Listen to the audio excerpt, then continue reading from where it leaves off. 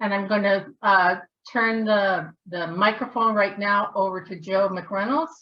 Joe is the president of Caledon and on the chair of, or secretary of Abeyfield Canada, and many, many other governance events.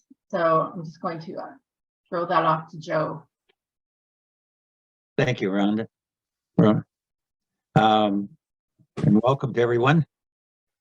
What we're going to try to do this afternoon is, or this morning, depending where you are, is to identify some of the issues around governance that we may be having in various homes, and see if we can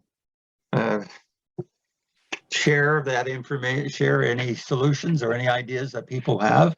And as I said, my background is one of many years in various positions of related to governance, and I continue to consult with organizations across Canada really on governance at the moment.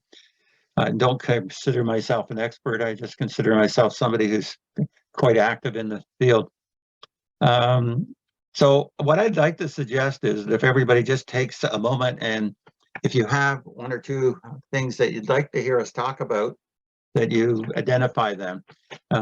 So perhaps you just take a moment, write down if you've got something you want to talk about, and then we'll just do a quick around the table and see what items come up. So because when you're talking about governance, it's a big subject. It's not a very exciting subject in most times. I got to get this figure out now. It doesn't want to move. But as I said in the note that went out, what's really concerning you in the development? Is the recruitment? Is it structure? Is it process? Is it culture? Or what parts of governance are really of concern to you today? So can we just, having given you a sort of minute to think about that, can we ask if anybody want to share what they would like to hear about? Nobody like to hear about anything? Joe? Yes. Dennis, I don't know if you're addressing the conflict of interest in your governance presentation. My presentation is really just giving a framework, and we're going to talk about them as we go along. So what put conflict of interest down? Yeah. Anything? Joe, one other question that we're very interested in our house is recruitment, especially for a small organization and really a working board. We ask people to rather than just oversight, to be involved in the house, and for a lot of people that's not very attractive. No, it's a challenge for us all. Any other issues that I would like to hear about when you're talking about governance? So I've got can you hear me? Yes, Ian, I can. Ian Johnson. Yeah, so the question I ask myself first is, what is the single biggest risk facing Abbeyfield Canada? And you mean as a whole organization? As the entire community of Abbeyfield housing in Canada, there's one single risk factor that, in my opinion, we all have to deal with. And that risk factor is building strong, healthy governance boards. So the topic for today that we're really addressing is, how can we build strong, healthy boards? Okay. And then I ask myself another question, which is, what is the first thing we have to deal with in order to accomplish that? Fair enough. And again, I come out with a very clear, simple answer. It's what's called a group process, which is how we make decisions as a community.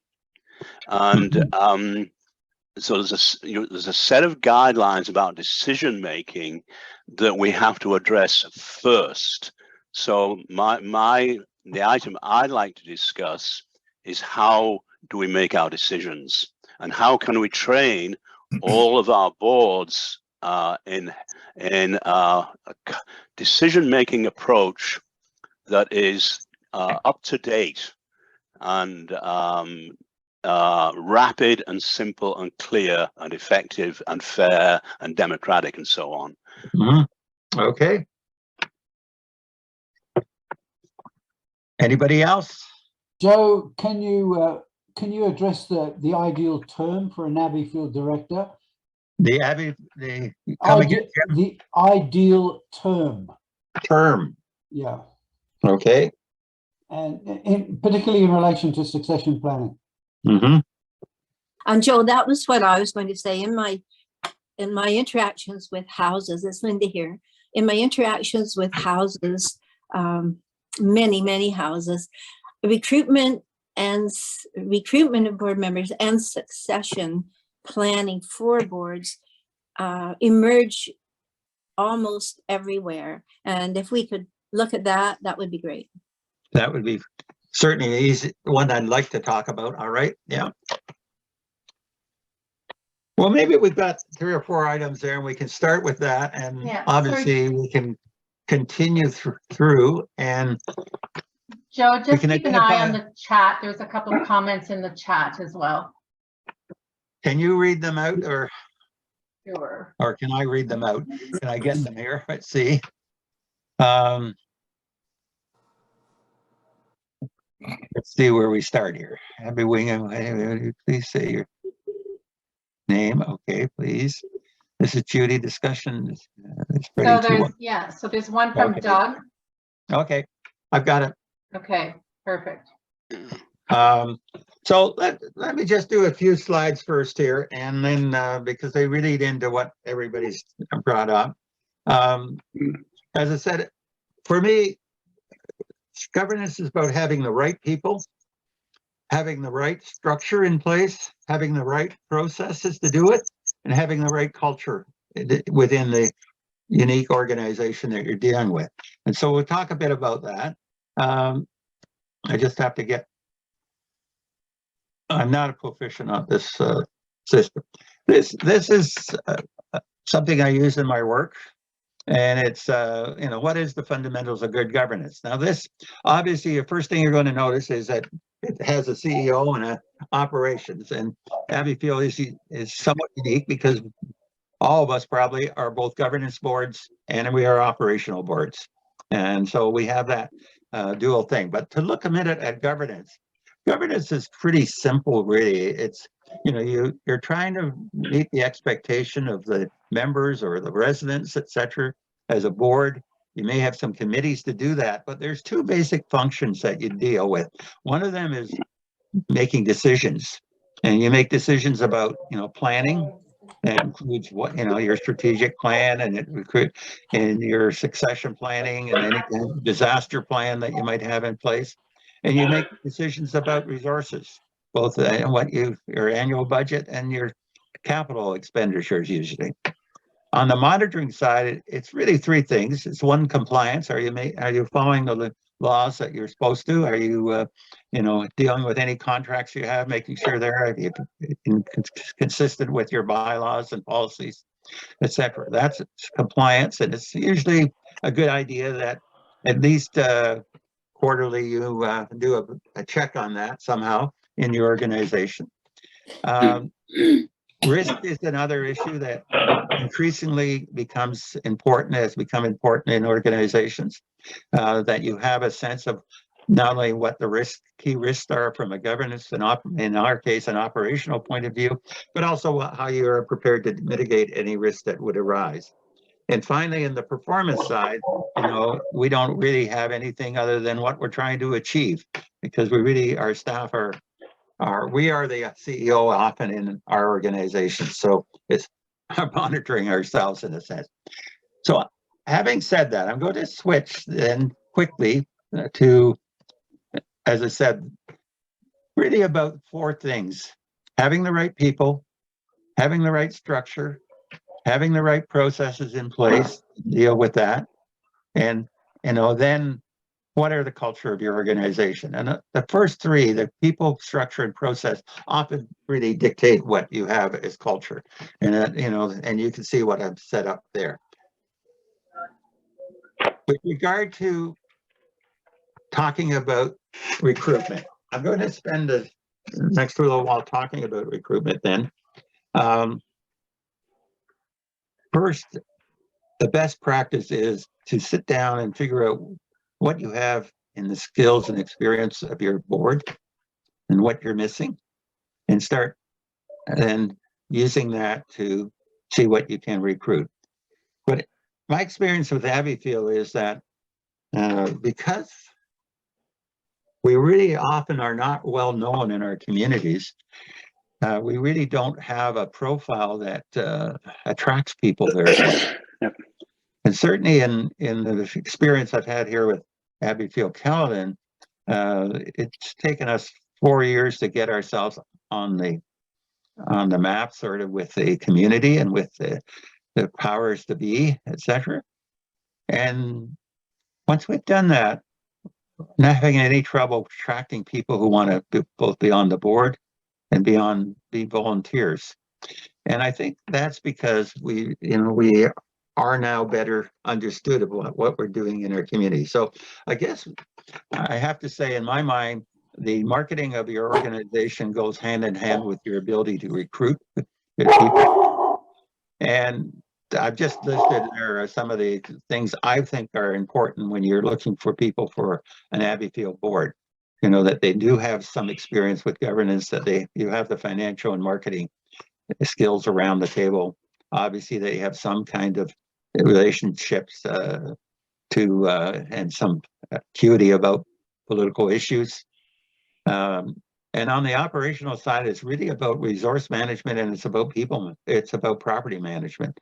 Those are the two things. And when I look at recruitment, and we do in Caledon, we kind of make sure we have 1 or 2 people in each of these categories, so that we, in fact, have the skills around the table to make the decisions that we have to make.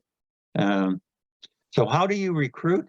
Obviously, you can go out and advertise, but everything in the literature suggests that the best recruiting process is done by the people that you have on your board already. Often we don't think about who we know and who we could ask if they'd be interested in helping. Also asking the leaders in your community, who might be helpful if I need this kind of skill, and etc. It's really you mobilizing the resources of your board to seek out people to talk about who might be interested, etc.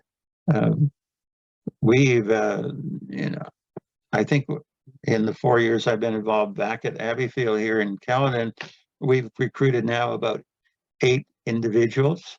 4 of those have come from contacts of the existing board, people that they knew or they felt might be interested in being part of the board. And the others have come because they've heard about us and want to know if they can help. So I don't know if that helps, but let's open it up for a moment and have some reaction to that from people. What are the issues on recruitment that you're having at the moment? Just getting people, I assume, but beyond that. Everyone is on mute, I think. So if you're going Okay, to so speak, you'll make have sure to you come off. unmute yourself individually. Hi, Joe. It's Ron. Can you hear me okay? Yes. Yeah, I'm just trying out this new headset, so I wasn't sure. I think one of the things that Abbeyfield did in Lakefield, again, in the early days, a couple of years ago, we accessed an IRP grant for $15,000, I think it was, to set up all of our social media, our website, all of that sort of thing. I think we've got a good board. We've got 8 on our board now. We've been as big as 9. We're looking for a couple more members right now. But I think when you're out looking for board members, having an active social media account, a current website with your current events on it. All of those things, I think, lend more credibility to the board. It shows you're an active board, that there's things to do. And I think for a lot of people that want to join a board, they want to know there's something for them there to do, that they're just not, there for a rubber stamp or because they have some influence in the community. I think most people that want to join a board, have an interest and want to be able to actually do something. But I really think in this day and age, communication is done through social media and websites and all those sorts of things. So anybody that's having challenges getting board members, I would encourage them to try and invest in some of that and get stuff out there once a week. And then when somebody does come up to a person and ask them, and they kind of look into it, they see, yeah, it's a very active board and there's lots going on. I would certainly echo what you say, Ron, because, again, in our community, we're a community of communities, meaning that there's no big town. It's all kinds of small communities. And each one of those communities now have some kind of social media presence. I mean, they have a board where people talk about the fact their dog's missing or that they want to have a yard sale or something. We make sure that we hit those once a week with something about Abbeyfield, so that people are getting that constant kind of feeling. Social media is very important. The other thing I would emphasize, you've said, is that you really need to know what you want people to do. Moving to having, because I think with Abbeyfields, you need to have somebody that is focusing on marketing. You need to have somebody that is focusing on finance, and you certainly need somebody on the operations side. I mean, to deal with everything that happens every day in one of our homes. People that approach you and you approach them, you need to be at the point of knowing where they might fit in your board, so you can engage them in a way quickly that interests them to want to be part of your board. Go ahead, Ron. Yeah, so you make a good point about giving them something to do. And what we've done with our board is we have a finance committee that has 4 members on it. We have a communications committee that has 3 members on it of the board.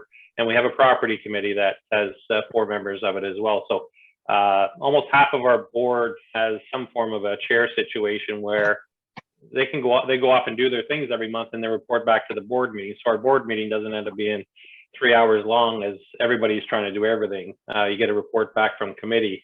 So again, that small committee structure, even though it's not overwhelming, they meet once a month for half an hour to talk about what they got to do. It does give them some level of responsibility within the organization. And it gives them a job every month to do. So I think those are important ways to not only, flatten the organization, but also make sure that people are active every month as a board member. Gary, I see your hand. I'm just going to comment on what Ron says. I mean, we've now moved to 6 board meetings a year, and we're expecting the committees to meet 3 or 4 times, or 4 or 5 times a year, in between, sort of, so that we've got that system going now that people are engaged. Gary, go ahead. In my experience, a lot of the people who join boards of directors do so because they have become, card-carrying frontline members of an association. So the previous speaker, and I'm not sure who it was, talked about committees that have members. So I'm just curious to know whether the members of the committees are also board members, or are they other people who are affiliated in some loose or whatever way with your Abbeyfield, and who are on the committee but not on the board. Yeah, I'll answer that, Joe, if you don't mind. Yeah, ahead. I mean, we have a comment. Our finance committee is board only at this point, but the other 2 committees, there are other volunteers who aren't board members that participate in them, particularly communications. We have a couple of external people that sit on that one to help us with understanding what we can do and what we can't do and how much it's going to cost. And property as well, we have a group of volunteers that come regularly and help us make decisions around those issues as well. So it is board members, but on a couple of the committees, we actually have volunteers that are not voting board members on them as well. Okay. I would say the same. We have to remember in Abbeyfield Caledon, I inherited a group of people who didn't believe in committees. So it's taken a few years to get the understanding. And part of that is because they felt like we're meeting monthly. Why do we meet otherwise, et cetera. So it's breaking down that response task a bit so that people get a different engagement and gets more aligned with what their interest is, et cetera. So now I would say we have 3 outside members of our committees at the moment. I'd hope that we might add in 1 or 2 more before long. Other comments or questions? Joe, Dennis. Joe, Yes. hear me? Yeah. I hear you, but I don't know who it is. So is it Dennis, me? it's Dennis. Joe, looking at the at our board at Abbeyfield Canada, we have only, or well, I should say, seniors on our board. So I just looking at the other houses, that's probably the same. So how do we attract younger people to the board? Like you're talking about having IT expert and so on. Most of us are not IT expert because we're not brought with that at working condition. So how do we attract the younger generation to be on the board, even though they're not older, or they believe that they have a sense of duty on their community? And I was looking at Vancouver House, and Larry could add on that. They have that young person that I met when I was in Vancouver. So how do we attract those people on our boards? We need, to replenish our board. We need to move ahead because we're not going to be there, a long time. So we need to move ahead and get other people and younger people on our board. Personally, I would say it's not easy, but again, I'd go back to the fact that as you become known and relevant in your community, you will start to attract people. Of the 4 people that we're looking at now, 3 of them are under 40 years of age, and they've come to us because they see it as relevant to be involved in our community in Abbeyfield. So I think you've got to get that presence in a community where you're seen as really helping, because to be honest about it, the younger generation is really as interested in helping in their communities, probably more so than some of those people who might be in their 50s and 60s at the moment. At least that's what we see in some of the studies that are happening. But they have to see it as really relevant and that they're really going to be involved in something. And that's the trick that we have to figure out, is just how we make that appealing to them. The other thing There has to be something for them. we often set up in our structure or in our processes things that may interfere with them, because you're talking about people who are starting their careers and are in the early years of their careers and families, and so you've got to make sure that you accommodating their personal needs and in attracting them. I had one individual who we interviewed last week who I thought we were going to have on the board. He said, I got to go home and talk to my wife. He went home and talked to his wife, and his wife says, well, honey, we're having a 3rd kid. So he immediately phoned and said, I'm sorry, I can't be a member of your board. So, I mean, it is going to be, there's always going to be those challenges coming. Yeah. But maybe other people have had luck attracting younger people. Yes, I'm part of the board of Learning Buddies Network here in Vancouver, and it's a youth-led organization. We do have a board with sort of senior experienced people. I put a link up in the chat, and you'll see that actually our executive director, we're $250,000 is our budget. Our executive director is 23 years old. Mm-hmm. Oh. And we have 2 board members are like 22, 23, 24. One's in law school. One's just recently graduated. So we're, and you'll see if you look at the link, many of our staff are under 25. Mhm. And we build on the fact that in British Columbia, students are required to have volunteer hours.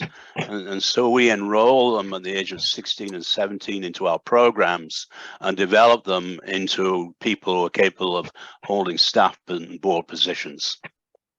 And I can see actually we're starting to work with a gerontology student who's doing a practicum. As you already mentioned, there's Lindsay, who's just recently graduated from a gerontology master's degree on our board. And so there's a place to look for these people.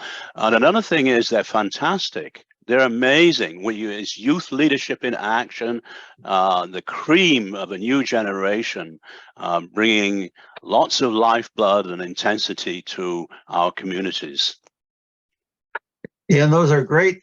I mean, I think from an Abbeyfield point of view, it raises a whole question for us to talk at some point about volunteer management and how we manage volunteers, because one of the, I believe one of the Achilles heels of Abbeyfield motto is, you know, the ability to manage volunteers. You know, we don't have the staffing process to do that in many of the homes at the moment. At least that's my sense of it. Thank you. So we know how to do that. It's through what's called participative management, and it's very simple and straightforward. And we do get a lot of mistakes. You know, like the cookies get burned, you know, and so we have a fire extinguisher in the kitchen. There's a tolerance for, and actually it's a method, it's called challenge-based learning, which is quite well established in the academic system, where you let them go and then make sure the cookies don't get on fire. So I can, you know, you can ask me about that. I can provide the tools and techniques that we use. Yeah. Well, that may be a whole other subject that we want to share at some point. Yeah, that's right.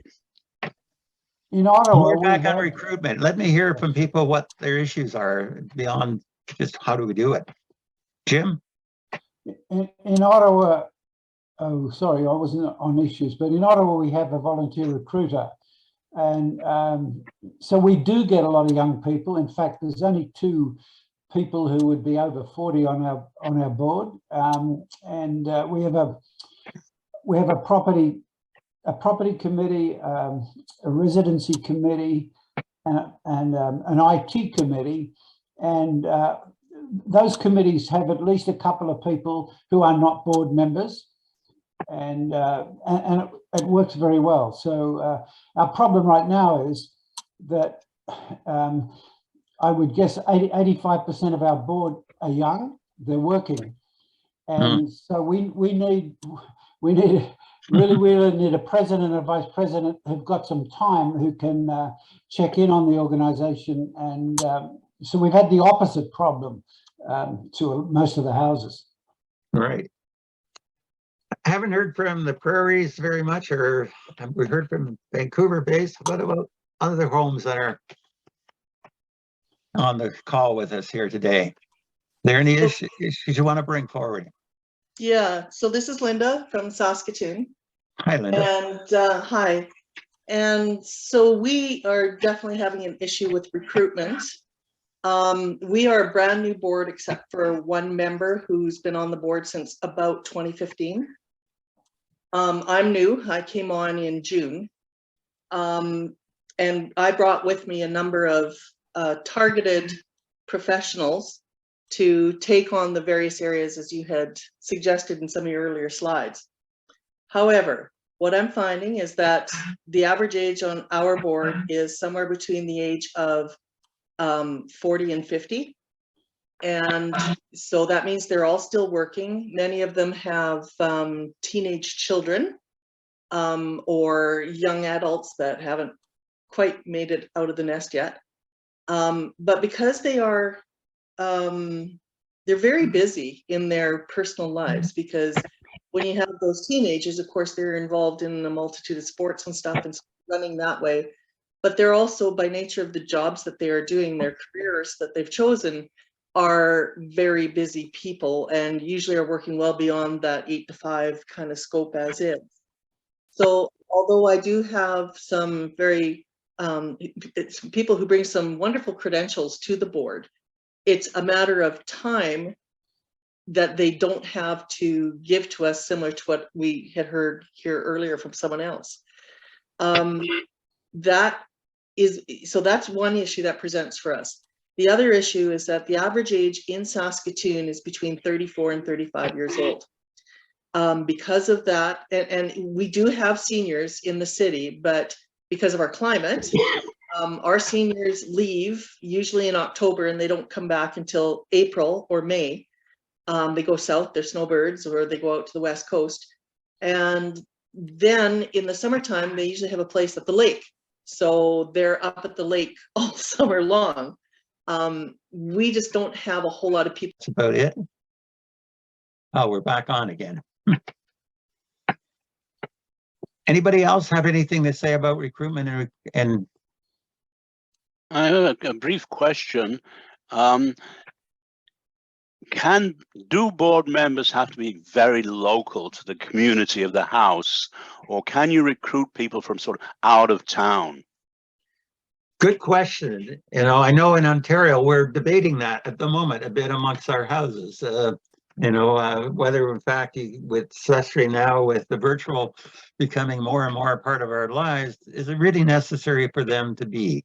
And certainly at the governance level, not necessarily. I mean, governance business, a number of us sit on a national board. We don't see each other very often or ever. So it's quite possible. The operational side becomes a little more challenging for us because you really do need to have people who are present when you're dealing with that. But for some of the governance issues, why not? What do other people think about that? Well, thank you for a good answer. That's very helpful.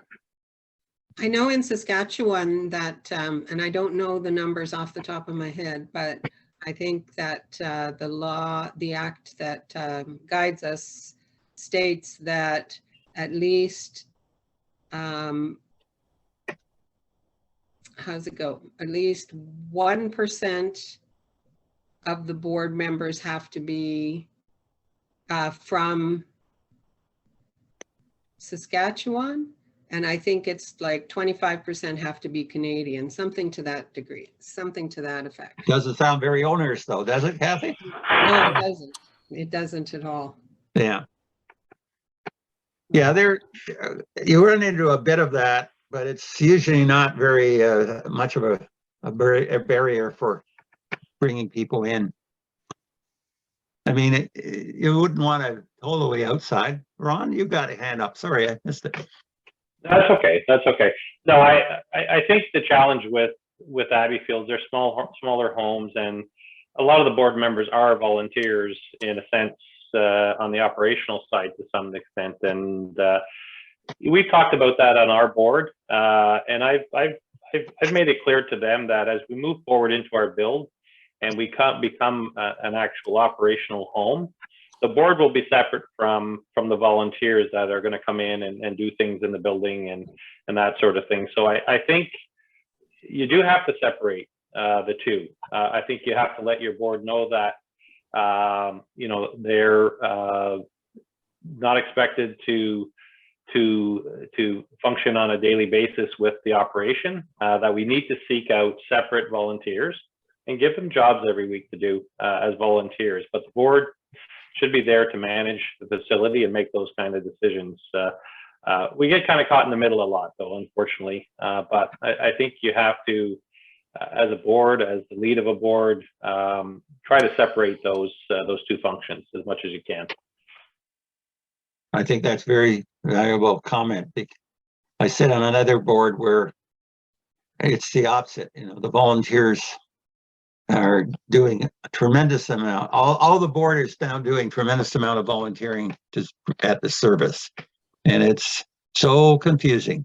And so it really has to be separated, and the roles have to be clear when you're doing what there. But in the governance level type of things, I think there is room for some outside involvement in the process. Other comments? Any other thoughts coming forward? Question, have we anywhere answered any of your issues on this, on the question of recruitment? Is there I do. something standing? Hi, Joe. I do have a question. I've just been sitting here thinking as people have been talking.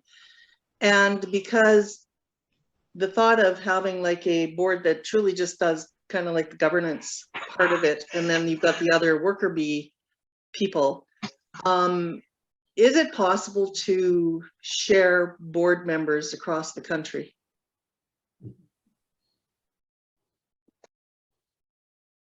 Any thoughts on that?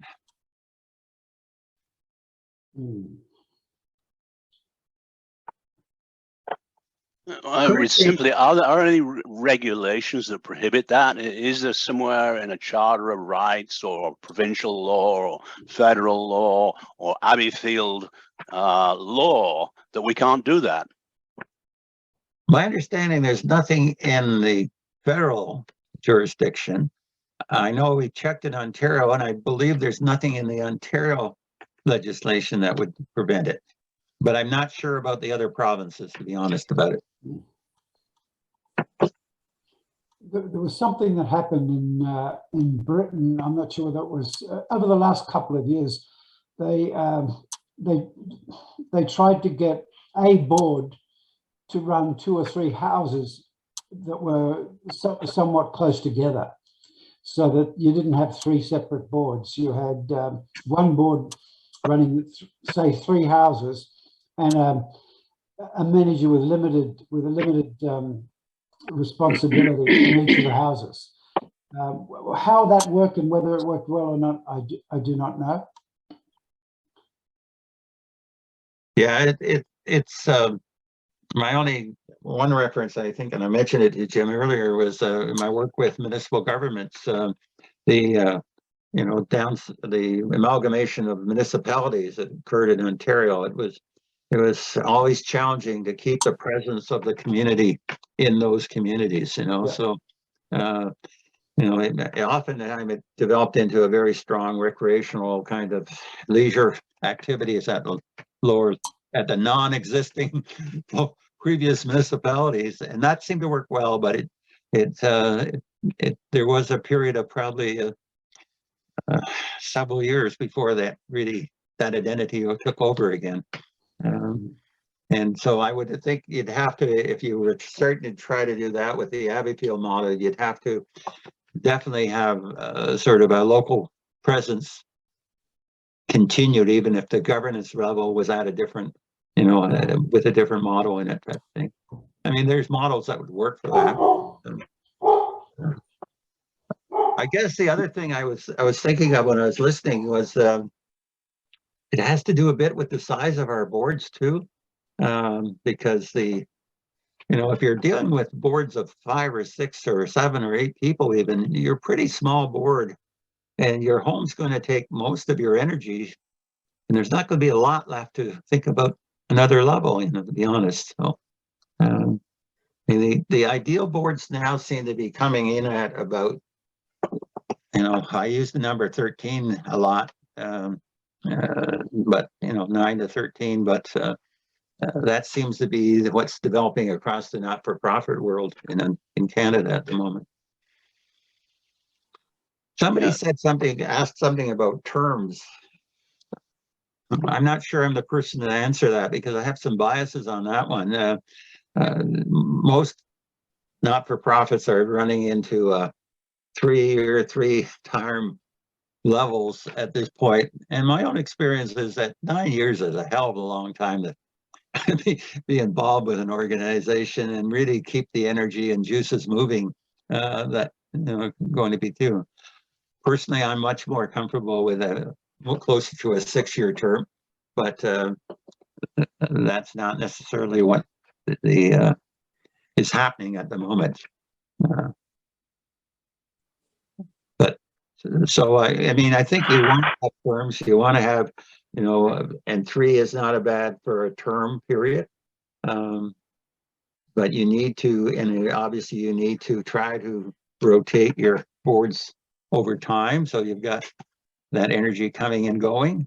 And often boards will try to renew every 3 years, but with one change every, you know, process. But I'm not sure that we're at the level yet to be able to take that on as a serious challenge at the moment, to be honest.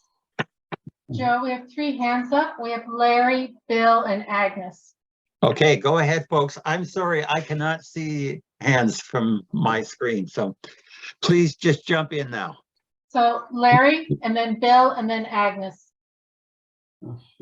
Okay, just a quick thing. Before you finish, you did mention, and other people brought up conflict of interest. Yes. I'd certainly like to hear about. Okay, we'll come to that. And I agree with you about terms as well. I'm prejudiced myself against it because it's a classic example of the tail wagging the dog. It's it makes no sense because of the nature of every board is different, and there are just so many reasons. I think nominating committees can certainly handle that. We, by the way, in Vancouver, we do have 2 houses together, by the way. So we're kind of a microcosm of a lot of these issues as far as one board governing more than one house. The fact that our houses are connected physically makes it easier, but the principle still stands. We still have the duplication of many things. When we are thinking about recruiting new directors, I think talking about them having interns with a view towards succession right from the get-go, Joe, is so important, or you keep ending up in the same spot.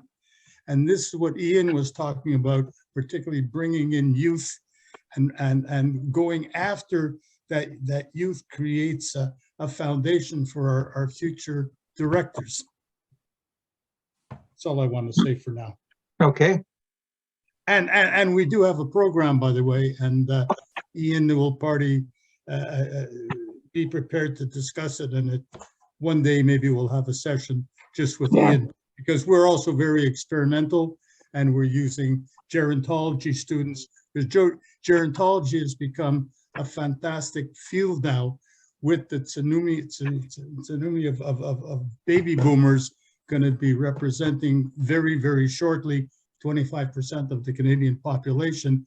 It's become very much an essential service, anything in the gerontology area. Can I just ask very quickly? I know there's other people wanting to talk, but yes. I just Carry on. with Larry, what is the hook for those young people? What is it that you can present to them that is bringing them in? The best question I've heard today, and I'm happy to answer it. I gave that a lot of thought, and because my background is basically it was accounting and then sales most of my life, and my father before me, we know in sales that we are always trying to sell a benefit. What is the benefit to the party? And here our product is, we are selling a directorship.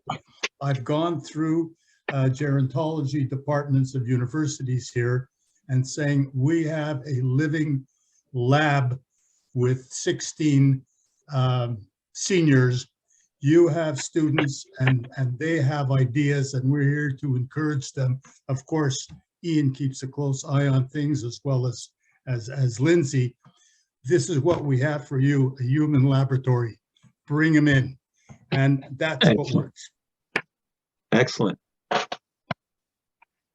Who's next? I am. It's Bill here. Hi, Bill. I think I'm off mute. And I just wanted to say that in terms of sitting on other boards of other local societies, I've often thought that would be a great idea, or to sit in on other people's meetings, I think does bring a lot of different perspectives then and situations, just like this meeting is doing. I think it's really good.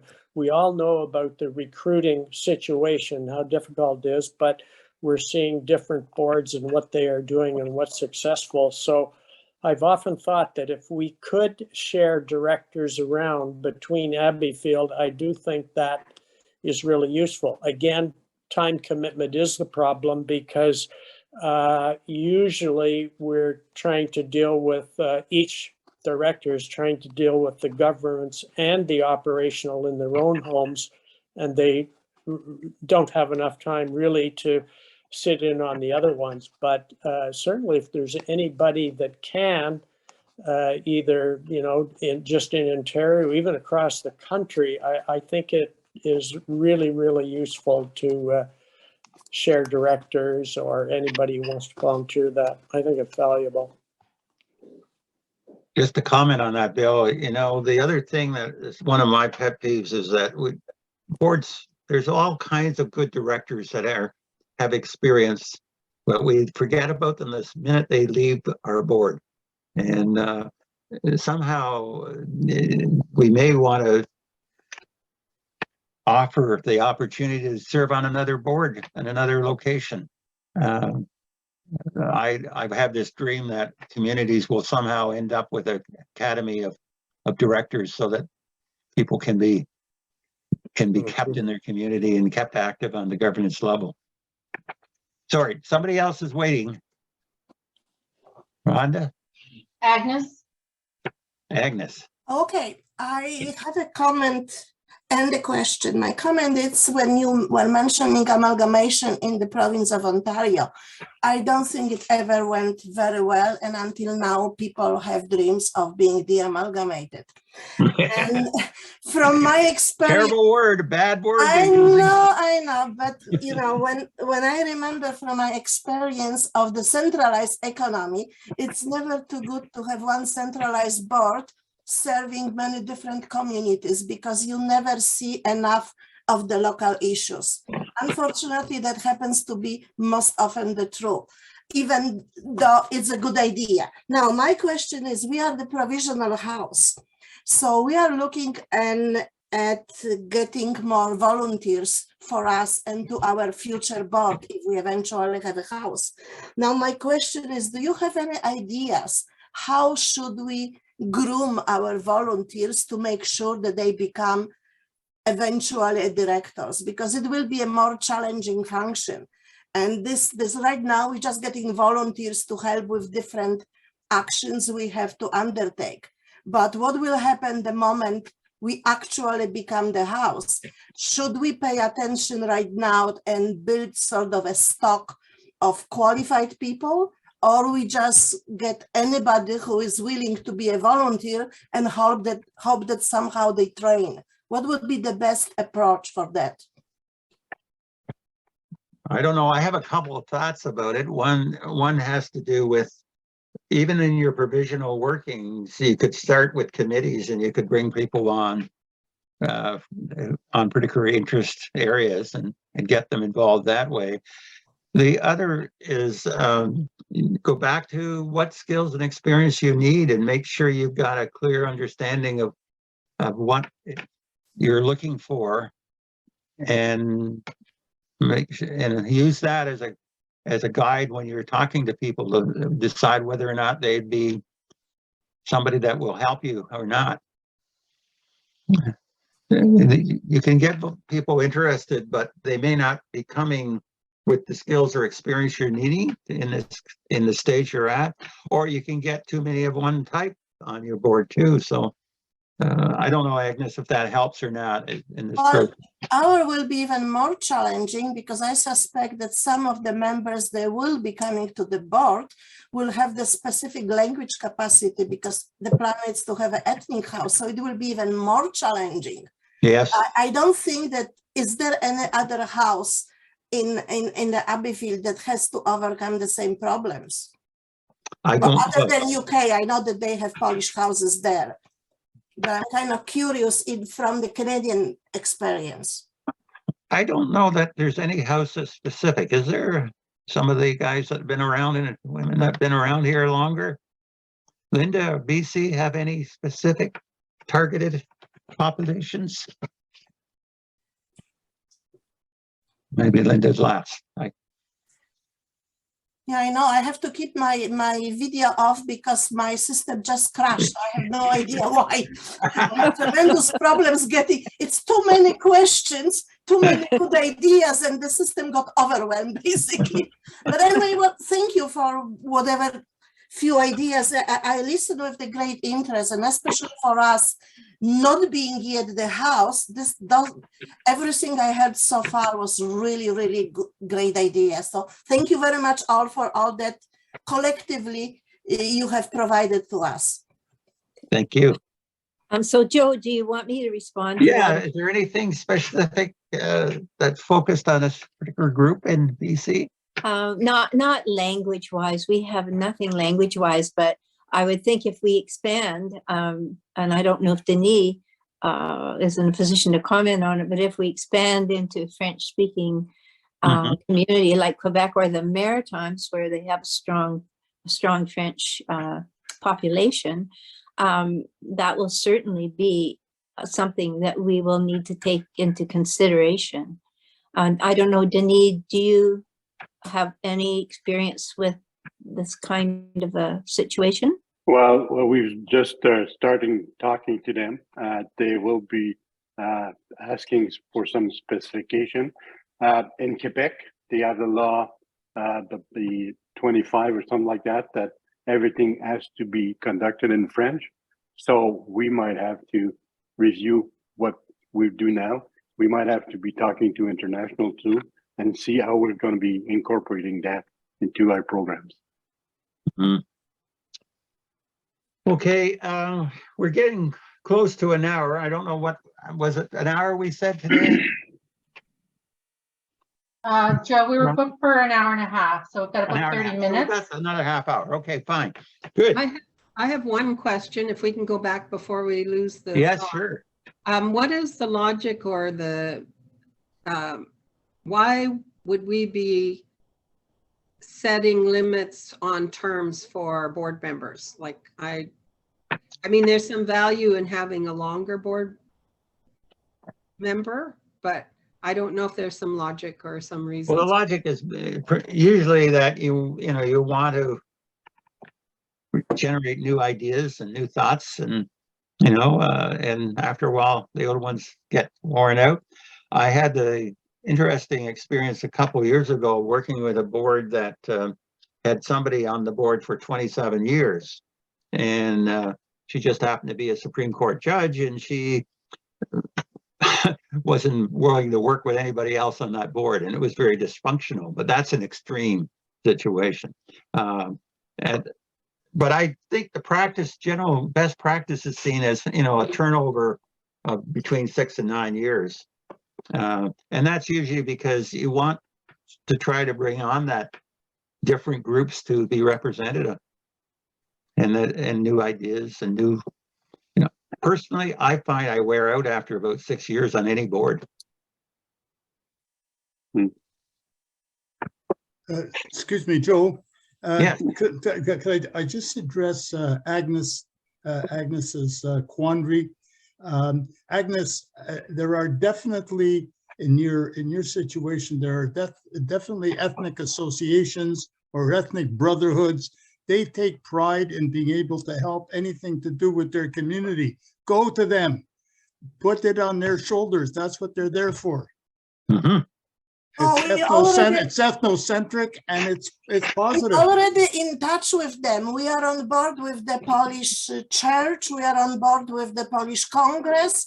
Yes. And we advertising through all the groups. But I'm just curious that, the problem, I'm pretty sure you are aware that most community groups are experiencing difficulties to getting someone young and well educated to the board. Usually those are the seniors who have time. And, you know, as the seniors, we are getting a little bit worn out. I have been I'm managing my own board for the last 17 years before I find a successor. So I know all the perils of staying too long. So no, thank you, Larry. We are already actively with this group of people to make sure that they are aware what we're doing.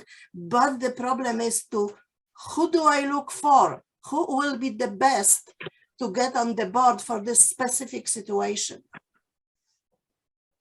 Thank you. When you say who, I'm not sure if you're talking about qualities of character, Yeah. or because as far as experience, don't worry about that. Don't worry about that, because the Abbeyfield experience is unique.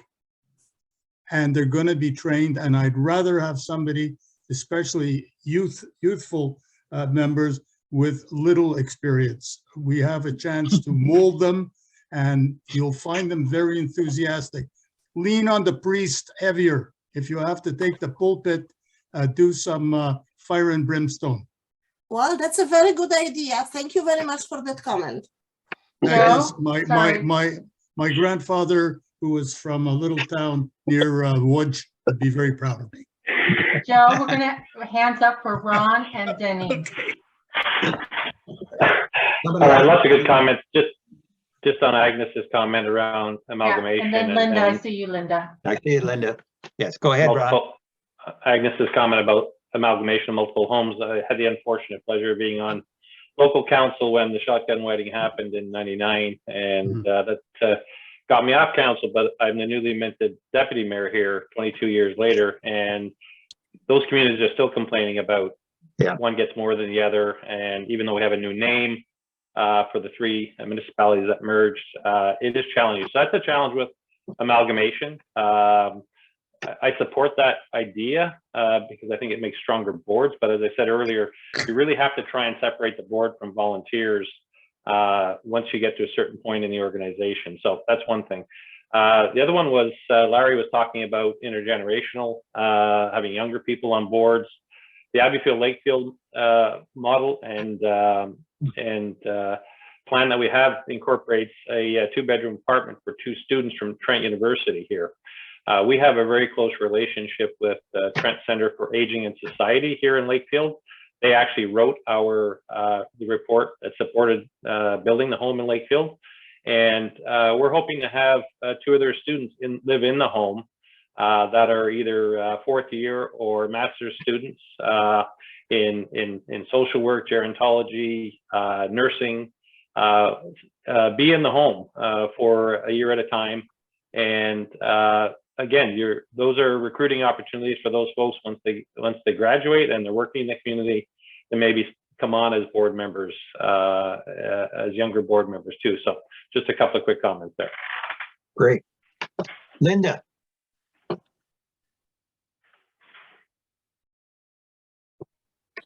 Yes, excuse me. I just wanted to follow up a bit on Kathy's question about terms and a suggestion, an idea that you put forward, Joe.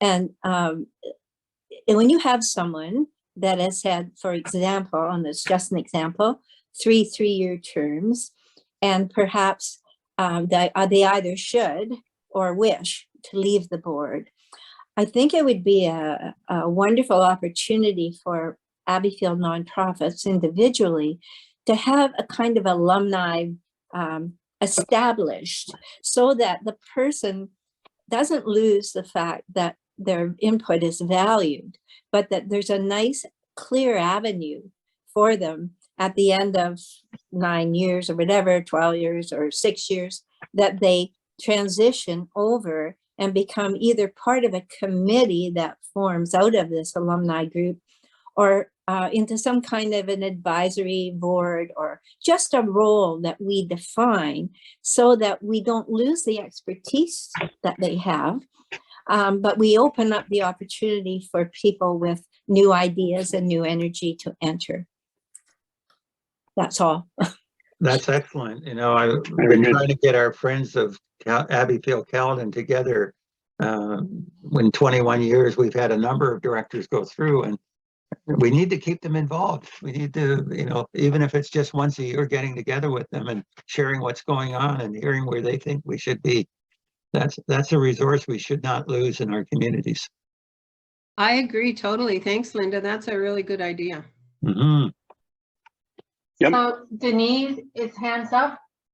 Yeah, Joe, I belong to Go ahead. another organization where we did modify their bylaw a couple of years ago, I guess, and stating that we need to have a youth on our board, okay? And we've been advertising and we've been very successful. We've had 2 of them right now. One left the province, he went to another province, but he would have come on the board. And then we're interviewing 4 of them next week. And we just want to make sure that promoting the youth aspect of sitting on a board, what's the value, what's for them in there. And also we do, like I said, we do word of mouth. We do check with our board member if they know anybody in their community. And we do through our contacts to social media and so on. And that's the way we advertise. And we do at some point with college too. College students are probably those that we should be targeting to sit on board. So that's what we do right now. So we should be really promoting that. We should be advertising. We should be using our groups to get people to know what Abbeyfield is all about, and then promoting Abbeyfield to them and get them to join the board. And I link back to what Larry said about, you know, not worrying about experience as much as, you know, bringing on, you know, Ideas. don't get burdened down by structure and process that you have. No, Let them come in and feel their energy type of thing, because that's so critical when you're trying to bring youth into the system. Yeah, we're going to be You don't wanna see teaching a bunch them. of us old guys sort of telling them what to do, you know, in a sense. Yeah, they're going to be learning from what is going around the board, and they're going to be learning from their peers and so on. And this is what we have to do. Yeah. And by the way, Joe, the residents really appreciate youngsters. It really, really encourages them, and they appreciate the enthusiasm and the fact people are interested in them. Yeah. And you know, Well, with new opportunities like Agnes and anybody else who's just starting, rather than them having to reinvent the wheels, we got to help them, Joe. We need some templates, at least some frameworks. Yep, I agree. Okay, well, we're all here. Let's start. Let's do it. As Nike says, just do it. No, I think it's Joe, it's JP here. Yeah, JP. I'll turn my video on, just there trying to you save just trying to save bandwidth. I'm in the bush. I'm on pretty low gigabyte access here. Could I ask you to speak to the role of Abeyfield Canada in assisting in this matter to all the houses? You may not have an exact answer, but at least speak to that. Relative to what we've just been talking to, JP? Yeah, the role of Abbeyfield Canada in assisting with board recruitment with not only existing houses like Judy's situation in the Okanagan Valley, but also to provisional new houses, John Gibson, creating of new houses, etc. It's from an Abbeyfield Canada point of view, this is a foundational concern.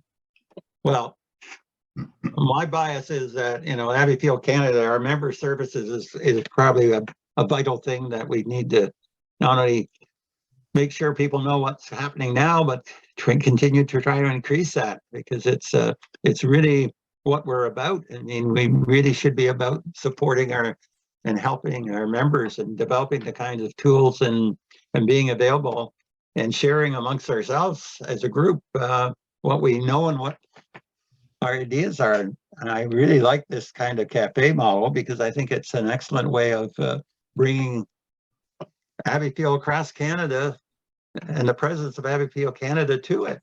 So I don't know if that relates to what you're saying, JP. I think somewhat does. Joe, Angela from Ottawa has her hand up. Go ahead. wanted to say, you were talking about the youth and bring them up, but that you said framework. So I'm not sure what the frameworks were. Let's write some ideas of what a framework is. I'm confused. No, By no framework, I process, mean- just a framework.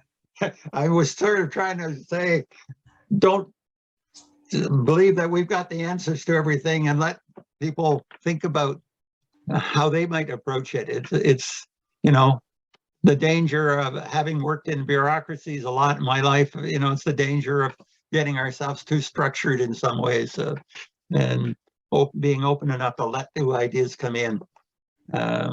So a framework might be a bad word to try to explain what I was trying to say. Sorry about that. No, it's perfect. Thanks. Well, try for a framework instead of a process. Yeah, right. It's both structure and process, it tends to be. Anybody else? I'm looking at the time. I want to talk a bit about conflict, and I want to talk a bit about if there's other things that we'd like to have sessions about, and I'd like to take a minute just to see if there's any feedback. So that's kind of where my sense is at we should go at the moment. On conflict, I don't know what the question really was about. I mean, is it that we need a standard conflict of interest policy across all homes? Or is it that people are having specific problems with conflict in their homes? What's the... Joe, that was Denise's, that was a question from Denise. Okay. Denise, you're off on the mute.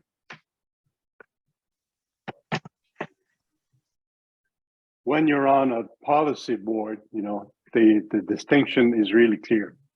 Here, the board does the policy, and then the operational just apply the policies. When you're on a working board, okay, this is where it blurs things off. You know, you're part of the organization. You do things. Operation does things, and so on. So, how do we avoid to be in conflict of interest?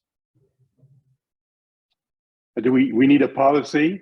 We need to sign off on the some kind of a documentation where you're talking almost about how do you do oversight when you're doing the work? Yeah, so, yeah, in a sense. In a way, yeah, it is. Yeah, because it does require you to be two-headed, all right. It does. You know, it's a real challenge within the Abbeyfield model, and that's because, you know, in any board, any organization that tries to do governance and operations have that sort of built-in conflict in it itself. Yeah. And you just have to have very solid policy and practice in place around your governance side of things to make sure it doesn't happen, in my estimation. Anyway, if you have a clear policy on an issue and a clear practice that you're going to follow, then you can usually get the distinction between that and operations. But it's and I don't know. I don't know if we've got any. I don't know if there may be homes that have a good, solid policy and practice manual for governance in place already. I don't know. Linda, you got your hand up, so you may know. I certainly don't have all the answers on that, No, but I do know some houses definitely do have a conflict of interest policy. And I think it's pretty basic stuff, you know, and it's pretty realistic usually, I believe. But I think every house should have a conflict of interest policy just for their own comfort. Yeah. Around the functioning of their board and how that looks. They can design their own, but certain basic things probably have to be covered in it. So let's just throw up some of them over the next few weeks or so. I'm sure some people have them already. I mean, the fundamental ones, I'm sure they're out there. So we should just get them available if people need that. I thought that that Denis was raising a more fundamental question around the oversight versus operations of Abbeyfield, which sometimes puts you both in the setting the direction, but also driving the vehicle. you know, so how makes that? That's a little more challenging. The conflict side, as you say, Linda, is pretty clear. I mean, there's all kinds of good statements on that, and if there's anybody lacking, then we should make sure there's available. But the other one is more fundamental to the Abbeyfield model. It affects other boards, some other boards too, but often, increasingly, any boards that have staff don't see that as a real issue. But in a board like Abbeyfields have, it is always an issue. Sorry, Joe, either Judy or Jeff put a comment in the chat. Okay. And it says, it might be having a contractor on the board who assigns maintenance contracts to his business. This can be foreseen in screens. That's a conflict. Right, that's clearly a conflict of interest. You know, I mean, there's really very used conflict of interest policies all over the place. So and I certainly think we could find one that would fit most Abbeyfields very easily. So that kind of conflict, yeah, I don't see it with what I heard Denise say was more the kind of dual-headedness that Abbeyfield model has, in the sense that often our boards are both trying to give governance, trying to do the oversight and planning activities, and at the same time implementing those. And so it gets us in a situation where we sometimes, you know, excuse ourselves because of the fact that we're trying to do both. Well, I guess if we started with a policy to start with, you know, that'd be something to look forward, and after that, manage the rest as we go along. Like one of the issues that have cropped up occasionally in the board I'm involved with here in Abbeyfield is the whole question of discussion of staff and residents, to be honest about it. You know, how much does the board, as a governance board, want to be involved or should be involved in talking about the actual care of a resident? You know, and how much that information is really governance business, but it certainly is operational business. So how do you manage to deal with that without violating some very basic principles of confidentiality and others? That's just an attempt at an example, but I don't know if it works or not. Joe, on our website, there's a section for houses, staff, and so on.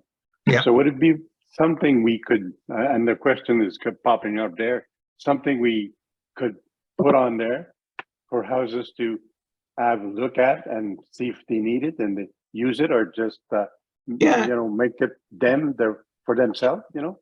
Sounds good to me, and maybe if there's enough reaction or comment, it's worth having another session on it, you know. I just put up the password for the team pages on the website onto the chat. There are a number of files and documents there that people will find helpful. Yeah. Good. I see it. I didn't have that, so I'm writing it down. There's a lot of good information in there, Joe. I'm sure, you know, and this somehow we've got to make sure that our homes are all familiar with it and that it's easily accessible, and not so much easy accessible, but that they're able to easily access it, I guess I should say. So is it our role at Abbeyfield Canada to promote that to houses? Yeah. Maybe it is, yeah. When I had a question, I know the people from Ottawa are on, some of them, and had some questions from them the day before yesterday that in preparation for this. And a lot of it went back to if that material should be standardized. I mean, some of it is unique to their situation, but a lot of it was just very standardized information that should be available through our Abbeyfield Canada site. And it probably is. One person that if I remember well, that volunteered to go through that material was Greg from BC. Greg Axman there. you know, I guess he retired now, and one time I was talking to him or chatting with him, and he told us that, you know, maybe that's something he would probably tackle. So maybe we could ask Greg to see if he'd be willing to, you know, and have somebody else with him, and maybe Rhonda, you know, going over that documentation. But like I said, there's a lot of good documentation we could use in there. All right.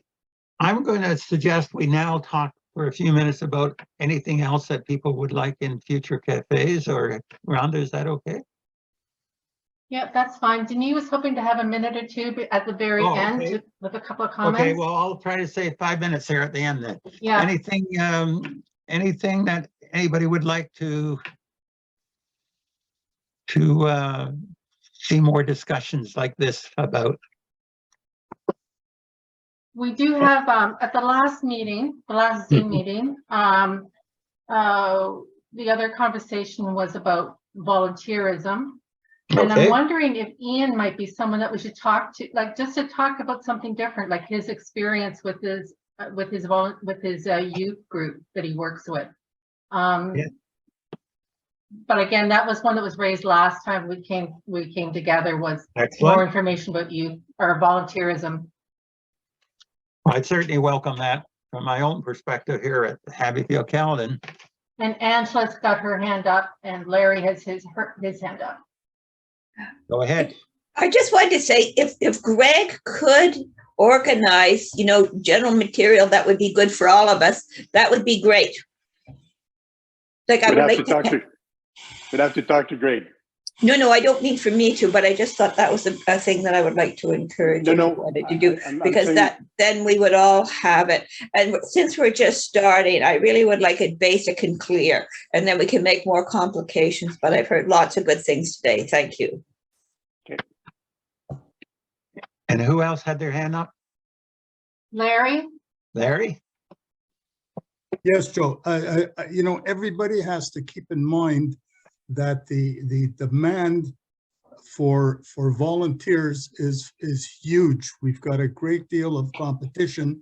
So anybody who is successful in discovering ways of attracting volunteers must share it with everybody else, because the demand for volunteers is just rising exponentially. Yep. And I think that's why these cafes are useful, because in some ways Abbeyfield is unique, and we need to share what's working for people with each other, so that we in fact create our own best practices as we go forward. Exactly. You know, Joe, I'd like you to consider, or anybody here, that maybe a new protocol could be set up where if a house is designing or developing their own, let's say something important like bylaws, if they could submit it to someone like Greg, who's already taken on the task of doing this kind of work, which I think he's going to be a fantastic resource. He could look at that. So rather than, again, the tail wagging the dog, if a particular set of bylaws is representing the character of, let's say, Agnes's place, he could look at it and see what's essentially missing, let's say, and sees any weaknesses in advance of trouble coming up. I think that would be fantastic. Thank you. Larry, I have to talk to Greg about it before we move ahead with that. But yeah, but no, that was part of. Yeah, I know. No, we could make a preemptive move, and he'll never know the difference. Let's try this. Okay, great. I'm looking for your support on that. All right, then. Just before I turn it back to Denis, I always like to do an evaluation at any session. You know, so what's worked well? What would you'd like to see changed? One idea would you, if you have an idea that how it could be improved, etc. Anybody have any comments they'd like to make? How we? Or I can say as a provisional house that it was very educational for me, because it's kind of show me what I have to work now and what eventually I will be facing in the times to come. And I also like the willingness of the entire group to share experiences, because there's no point of each house discovering America if it already exists. Right. So I'm really interested in this aspect of sharing, getting access to what's already been done and how it's being developed. And in this case, if there is a problem, we can add our own concerns and our own ideas. And again, we can go forward. So I find this session very educational. I belong to a number of groups that are doing that sort of pan information session, and I always feel that they are useful. And this one didn't disappoint me, even though it's Saturday and I have lots of things to do. I really enjoy. So thank you very much, Joe and Rhonda and whoever was instrumental in organizing this. It's very, very good for us. Thank you. And certainly, Agnes, let us know what else might be helpful, if there's particular topics or anything that would be useful. I agree. This is Kathy from Saskatchewan, and I find these very good, especially we're a very young board. Most of our members are only months into it. So this is my second clubhouse, and I find that it's very interesting to hear what others do and, you know, some of the expertise that's there. So thank you very much. And I was wondering if we can just get a copy of your presentation. Oh, certainly. It's not really very explaining. No. It comes from about 100 or 198 slides, so it's very.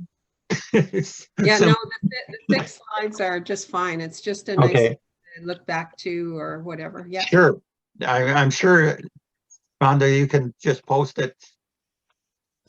Yes, I can do that. And then I'll let, if people want a recording of the meeting, I'll make that available as well. Okay, good.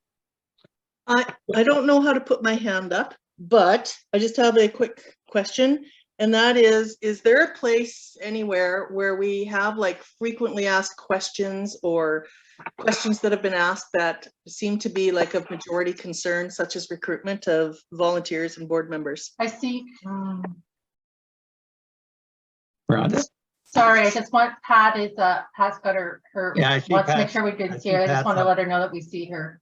Yeah, I did see her. So Linda, there's a lot of that basic information available on that team pages on the website. I've sent you the password in the past, and it's also in the chat right now.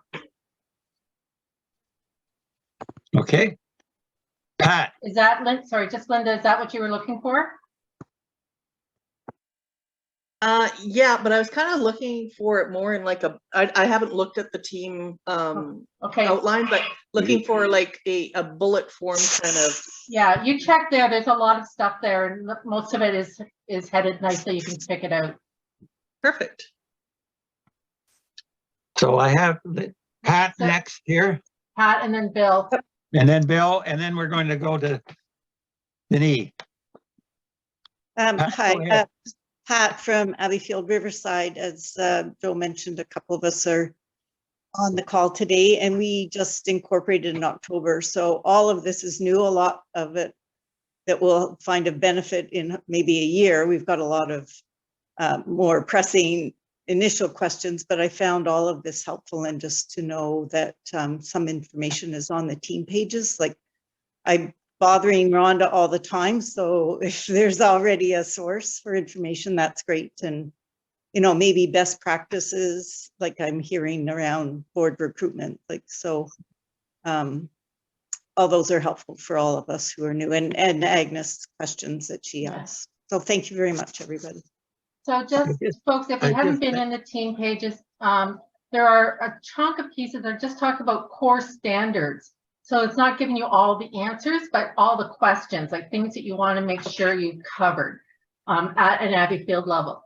So I welcome everyone to check for resources there. And I would suggest if any of you are in close proximity of some other home that's already operating, certainly take the opportunity to go and visit it and talk to them, because I think that learning is as valuable as Q's and A's are, in a sense.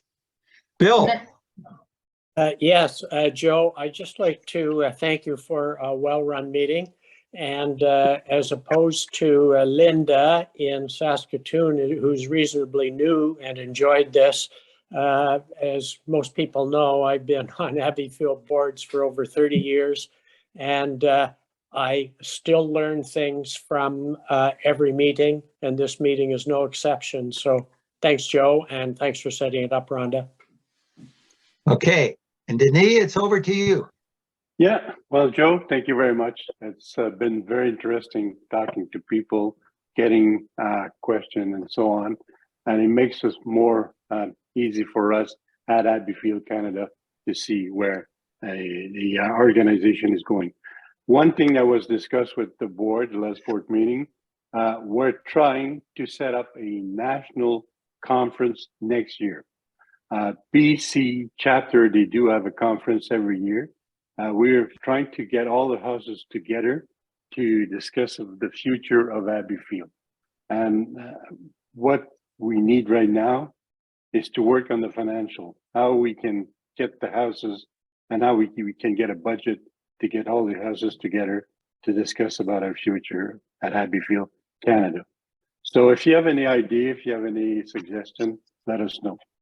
The important part is, you know, can we all meet face to face and discuss our situation and how we can improve ourselves, how we can talk about best practice and so on, and how do we see the future of Abbeyfield. So, like, so if you have any questions, any comments, any suggestions, we'd like to receive them. And also, we're going to be working on a budget and see if it's something feasible. But everybody on board, when we talked about it, they were in agreement with that. So it's just moving forward and see how we can achieve that and make it a goal for us. Great. All right. Rhonda, are we concluded? Any last remarks from anybody? Well, thank you, everyone. Good job. I just, for the first time, see everybody's name in front of me, and I see a few people that I